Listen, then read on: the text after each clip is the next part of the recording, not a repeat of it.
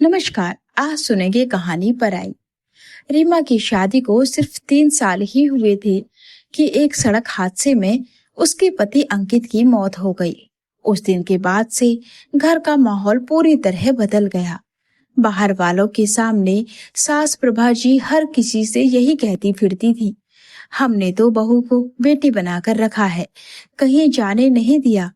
लेकिन घर के अंदर रीमा को खुद समझ आने लगा था कि वो अब इस घर की बहू नहीं बल्कि एक बोझ बन चुकी है। सुबह सबसे पहले वही उठती, पूरे घर की सफाई, चूल्हा चौका, नाश्ता, बर्तन, कपड़े धुलना और सबके खाने के बाद आखिर में जो कुछ बचा खुचा होता वही खाती। पहले जहां सास उसे प्यार से बहू कहकर बुलाती थी, अब सिर्फ हुक्म की आवाज आती, अरे सुन, पानी खत्म हो गया है, भर दे। रीमा चुपचाप सब सहती रहती, क्योंकि उसे लगता था कि यही अब उसका घर है। मायके लौटने का मतलब था लोगों के सवाल, ताने और तरस भरी नजरें।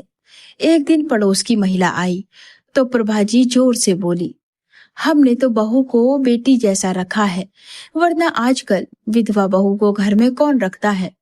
रीमा रसोई में खड़ी सब सुन रही थी, हाथ कांप रहे थे और आंखें भर आई थी। उसी सुबह प्रभा जी ने उससे कहा था, चाय में दूध कम डालना, अब कमाने वाला कोई नहीं रहा। धीरे धीरे रीमा को समझ आने लगा था कि उसे इस घर में रहने की कीमत अपनी इज्जत गंवाकर और दिन रात काम करके चुकानी पड़ रही है। एक रात जब सब खाना खाकर उठ गए तो प्रभा जी ने अपनी खाली प्लेट उसकी तरफ सरकाते हुए कहा, ले खा ले, और सुन, कल से ऊपर वाला कमरा इस्तेमाल मत करना। तेरे देवर रेहान की शादी की बात चल रही है, नई बहू आएगी तो उसे दे देंगे। रीमा पहली बार चौंक गई, क्योंकि वही कमरा उसके और उसके पति अंकित की आखिरी निशानी था। उसने धीमे से पूछा, मम्मी जी, फिर मैं कहाँ रहूंगी? सास ने बिना उसकी तरफ देखे कहा, जहाँ जगह मिले वहीं रह लेना, आखिर अब तुझे कमरे की क्या जरूरत है। उस पल रीमा को पहली बार महसूस हुआ कि इस घर में उसे रहने जरूर दिया जा रहा है, पर अब यहाँ उसका अपना कुछ नहीं बचा। उसी रात उसके मन में पहली बार ये सवाल आया, क्या सच में ये घर अब उसका है भी या नहीं। देवर रेहान की शादी जल्द ही तय हो गई। घर में फिर से रौनक लौट आई, लेकिन वह रौनक रीमा के हिस्से में नहीं थी। जिस काम को वो पहले अपनी जिम्मेदारी समझकर करती थी, अब वही काम उसे सख्त आदेश बनकर मिलने लगा था। शादी की तैयारियां शुरू होते ही प्रभाजी हर किसी से कहती, नई बहू आएगी तो घर चमक उठेगा, अब तो हमारे घर की किस्मत बदल जाएगी। रीमा चुपचाप सुनती रहती, क्योंकि यही घर कभी उसके आने पर भी ऐसे ही खुश हुआ था। शादी वाले दिन रीमा सुबह से ही काम में जुटी हुई थी, मेहमानों का नाश्ता, खाना, कपड़े, सजावट। लेकिन जब पारिवारिक फोटो खिंचवाने का समय आया तो प्रभा जी ने उसे पीछे धकेलते हुए कहा, तू अंदर ही रह, शुभ काम में आगे मत आया कर। रीमा के कदम वहीं थम गए। पहली बार उसे इतने खुले शब्दों में उसके विधवा होने का एहसास कराया गया था। नई बहू शीतल जब घर आई तो उसका स्वागत थाल, आरती और हंसी मजाक के साथ हुआ। वही कमरा जिसे रीमा से खाली करवाया गया था, फूलों से सजाकर शीतल को दे दिया गया। रीमा अब नीचे वाले स्टोर रूम जैसे छोटे से कमरे में अपना सामान रख चुकी थी।